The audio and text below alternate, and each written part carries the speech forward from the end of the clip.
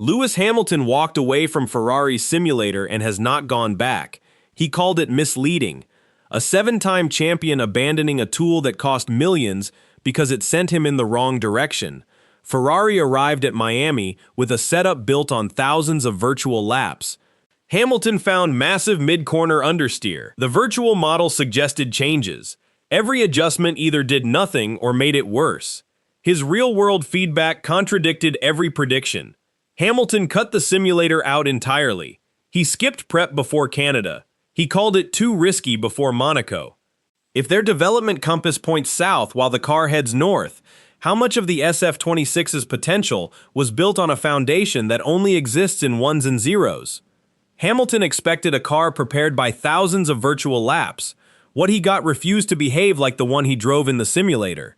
He managed 7th in sprint qualifying, more than 7/10 off the pace. By main qualifying, he scrambled to 6th. Hamilton said the car felt snappy on entry, then transitioned into massive understeer. Every corner became a compromise. The team prepared the setup in the simulator at Maranello. They ran thousands of virtual kilometers and arrived at what should have been a competitive baseline. Then the real car hit the real track and everything changed. In a sprint weekend, you only get one practice before Parc Ferme. You are stuck with what you brought, and what you brought was built on a simulation that did not match reality.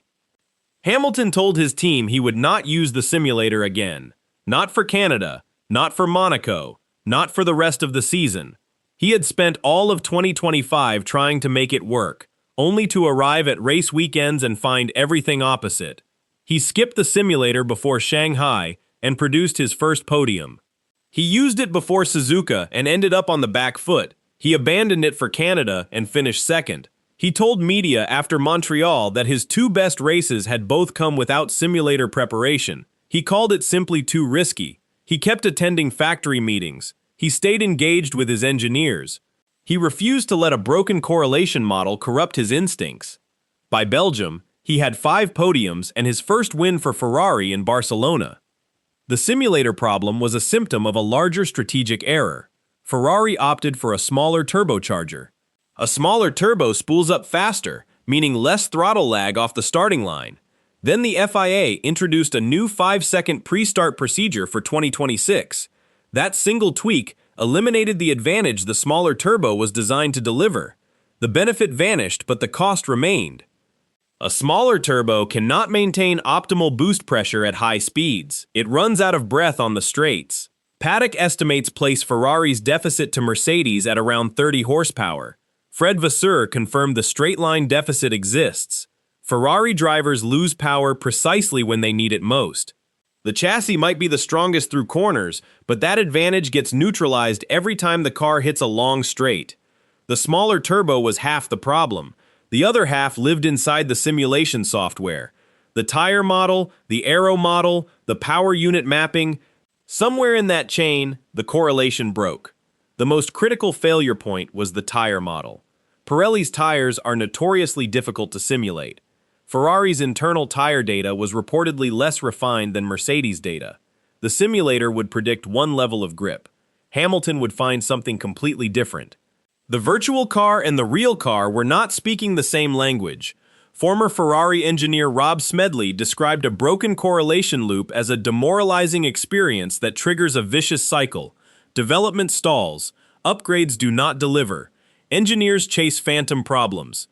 Ferrari hired 2 specialists from Mercedes, but that fix came months after Hamilton had already abandoned the tool. After Hungary, Kimi Antonelli leads with 219 points. Hamilton sits second with 169, a 50-point gap. Mercedes has 379.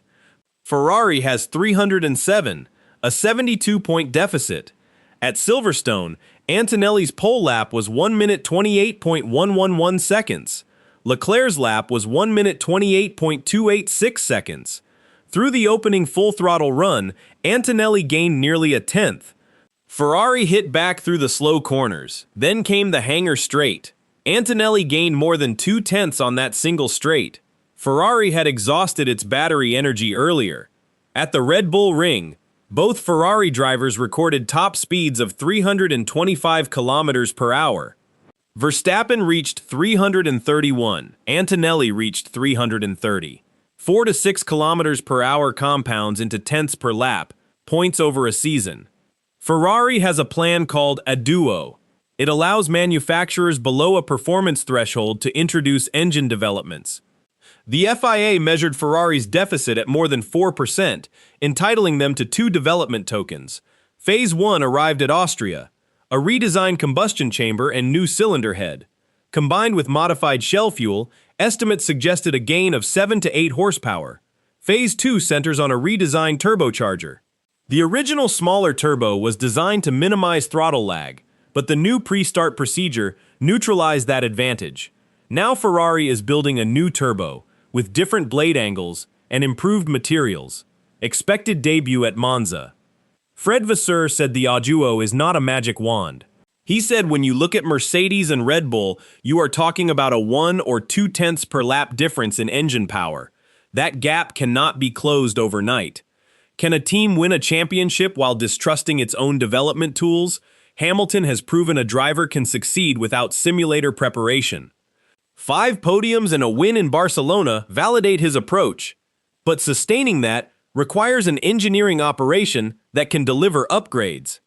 That operation still relies on the tool Hamilton has abandoned. Leclerc continues to use the simulator regularly. He has logged more virtual kilometers than any Ferrari driver. But he has also experienced the same correlation issues. The difference is, Leclerc still trusts the process. Hamilton believes none of it. 2 drivers, 2 approaches, 1 car. Development cycles have slowed because Hamilton will not validate new components in the simulator. The Duo program depends on virtual testing. Engineers work with incomplete feedback. 50 points separate Hamilton from Antonelli. 72 points separate Ferrari from Mercedes. The Duo turbocharger is coming. The chassis remains the class of the field. There is still time, but time does not fix trust. Ferrari built a championship campaign on a tool that was never telling them the truth. Hamilton discovered that truth in Miami and walked away. The engineers are still trying to fix it, but the damage is already done. In Formula 1, the most expensive mistake is not a broken component. It is a broken feedback loop.